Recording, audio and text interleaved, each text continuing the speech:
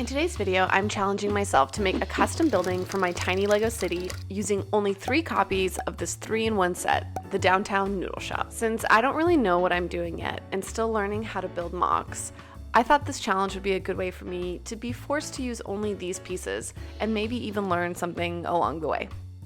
If you are new to my channel, I've been challenging myself in different ways to create a smaller scale city that is based on 16 by 16 modules. I've shrunk some noteworthy Lego modular sets like the Daily Bugle, the Corner Garage, and the police station. I've also closed up, shrunk down, and made the Lego Up House more movie accurate. And most recently, I put a pretty serious time crunch on myself and built a 16 by 16 Sardine factory influenced by the Lego City Fire Brigade set. All of these videos can be found linked below. Anyway, let's get back to these 3 noodle shops. It's not every day that I find myself with more than one of the same set. We got here because a few months ago we were at Costco and it was miraculously $10 a pop. We obviously couldn't pass up a good deal, grabbed a few with the end goal of making this very exact video. In general, 3-in-1 sets tend to have a large amount of basic bricks, like 1x4s, 1x2s, which are essential when trying to put buildings together. Even though these more modern 3-in-1 sets are having more and more specialized pieces and less basic bricks, there was still a fair amount that I could work with in the noodle shop. With this set, for the main build, you can make a noodle shop with an apartment on the 2nd floor and an ice cream cart, a newsstand, art studio, and bike shop as the secondary build, and finally for the 3rd iteration, you can make an arcade. There are also a few brick-built animals, but I'm not the biggest fan of the brick-built animals, so we're just going to ignore them for today's video. My favorite of the 3 builds is the noodle shop. Therefore, my plan is to create a 16 by 16 of just that, a noodle shop.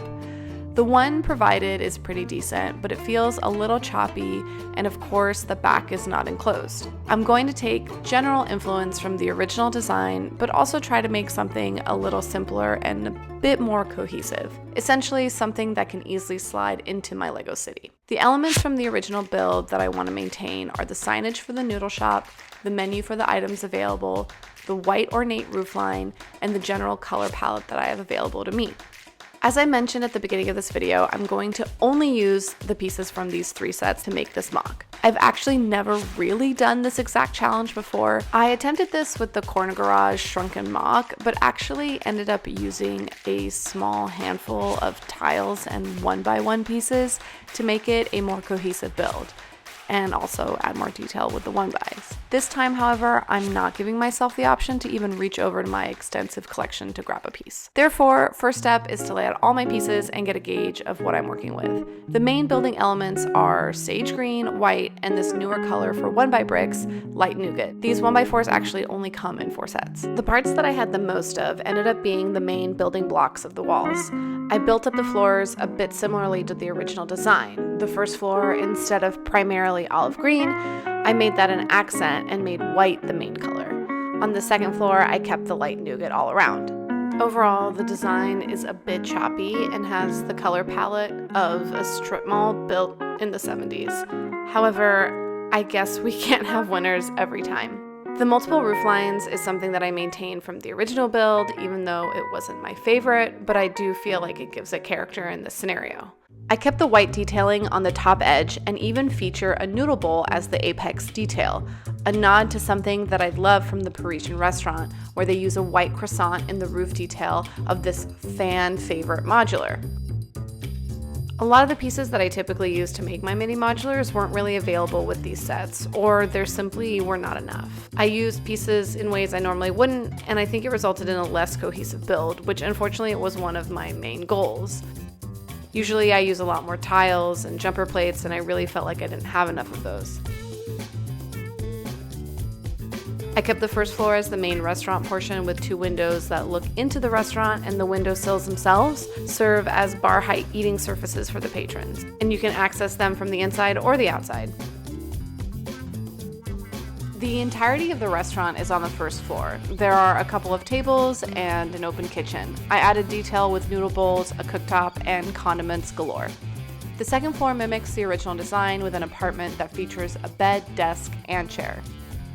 I kept the original noodle shop main sign and used the menu more as a visual intrigue and texture rather than a practical place for a menu.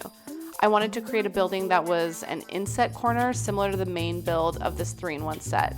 This creates dimension and movement on a city street. On that note, it's time to reincorporate the Noodle Shop into the rest of the city. Surprisingly enough, this is actually where I started to actually like my mock. Once I placed my Noodle Shop next to the Sardine factory, it felt like a seamless integration into the cityscape. If you haven't noticed, I'm currently working with significantly more space than I initially had in my apartment in San Francisco. We have actually moved and have a lot more space now. But fret not, I will still be shrinking down sets and continuing my city at this smaller scale, moving forward regardless of the additional square footage that we have gained. I love making all of these smaller mocks, these shrunken modulars, and these additional kind of new sets to me. Anyway, let me know what you think in the comments down below. Since I have one more building now and love the look of the row of buildings, I've decided to keep my city street one-sided for now. Also, I have more space to do so. With this increased length, I needed to make another road plate, and I decided to actually take advantage of the mill system this time and scrape away at the depth and make a driveway for the corner garage so that cars can actually drive into the mechanic shop. I've also finally added a few lampposts, which have conveniently been available at the Lego store recently on the pad wall.